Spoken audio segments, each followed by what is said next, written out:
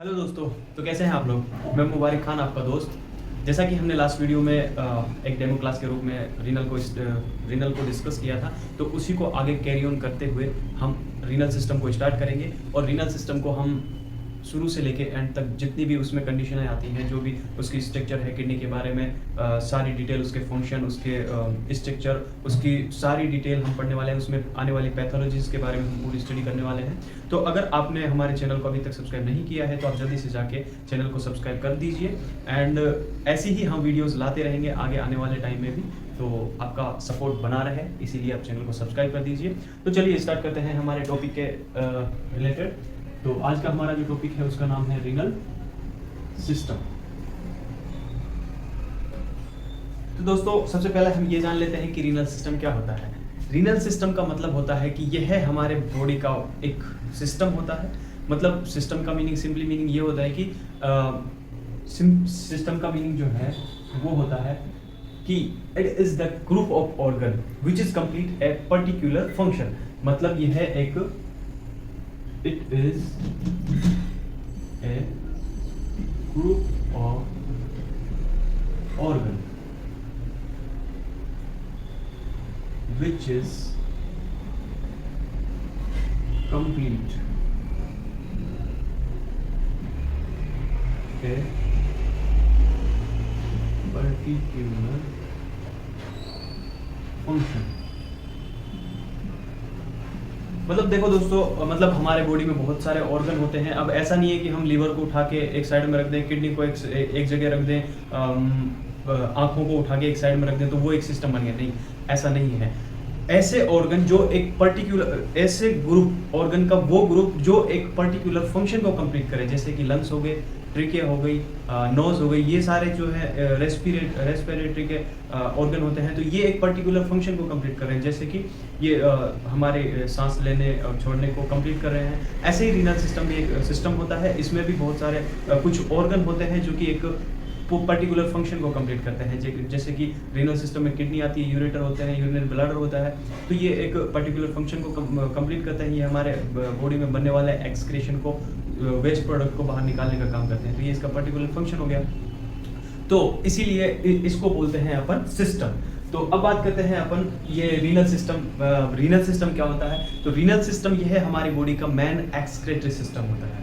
Excretory system का meaning अपन excretion का meaning अपन last video में पढ़ चुके हैं कि एक्सक्रेशन का मीनिंग होता है कि हमारे बॉडी का जो भी वेस्ट प्रोडक्ट होता है, जो हमारी बॉडी के लिए ज़रूरी नहीं है, अब उसको हमारी बॉडी से बाहर निकालना है। तो उस प्रोसेस के लिए जो ऑर्गन या सिस्टम जो जिम्मेदार होता है वही होता है हमारी किडनीज, हमारे रीनल सिस्टम होता है। तो मतलब ये हमारे बॉडी के बनने वाले वेस्ट प्रोडक्ट को बाहर निकालने के लिए एक सिस्टम होता है जो कि मेन एक्सक्रेटरी सिस्टम होता है। ऐसे ही कुछ ऑर्गन हमने लास्ट वीडियो में पढ़े थे कि सिस्टम है, कुछ सिस्टम है और कुछ ऑर्गन है जो कि एक्सक्रेशन में और भी मदद करते हैं, लेकिन जो मेन वाला जो काम करता है वो करता है अपना एक्सक्रेटरी सिस्टम, मतलब रीनल सिस्टम। ठीक है, अब बात करते हैं अपन कि ये जो है रीनल सिस्टम जो है यह हमारे बॉडी के होमियोस्टेसिस को मेंटेन करने के लिए भी काम करता है। मतलब इट इज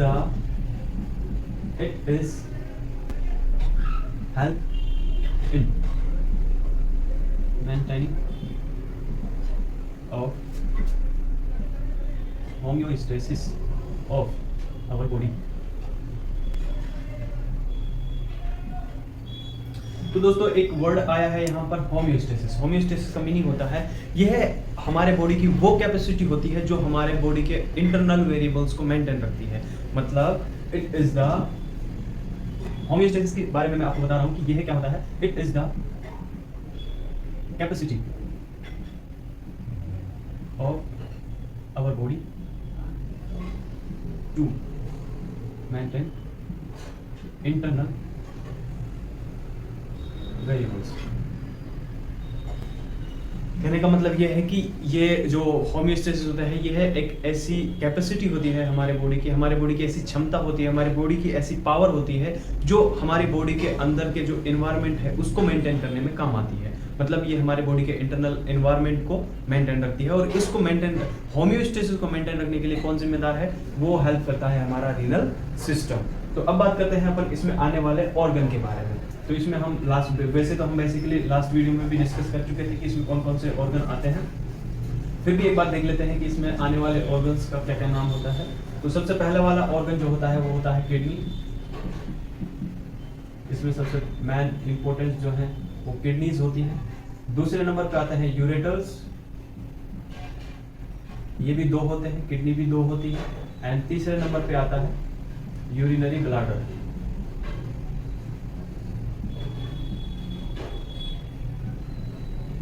एंड चौथे नंबर पे आता है यूरेथ्रा। आई होप आपको समझ में आ रहा होगा। ये बेसिकली इसके जो है ऑर्गन होते हैं, जैसे कि ये हो गई अपनी किडनीज, ठीक है। ये ज्यादा आपको समझाने के लिए सिंपली मैं बना रहा हूं। तो ये जो है ये हो गई किडनीज, ठीक है। ये हो गए यूरेटर्स, यहाँ पे यूरिन का प्रोडक्शन होता है, मतलब जो ब्लड आता है उसका प्रोडक्शन होता है, और उसके बाद में ये जो है यूरेटर में चला जाता है, यूरेटर से ये यूरिनरी ब्लैडर में चला जाता है, और यूरिनरी ब्लैडर में टेम्पोरल बेसिस पर थोड़े टाइम के लिए स्टोर होता है। एंड स्टोर होने के बाद में उसके बाद में ये जब भी इंसान को अर्ज होती है यूरिनेशन की, तो ये यूरेथ्रा के थ्रू बाहर आउट कर दिया जाता है। अब बात करते हैं अपन थोड़ा सा कि ये हमारे बॉडी के लिए क्यों ज़रूरी है, मतलब ऊपर वाले ने इतना हमें ये वाला सिस्टम जो दिया है, तो ये क्यों दिया है। हर एक चीज़ के पीछे वैसे तो लॉजिक होता है, तो चलिए जानते हैं कि इसके पीछे क्या लॉजिक है। तो दोस्तों देखो,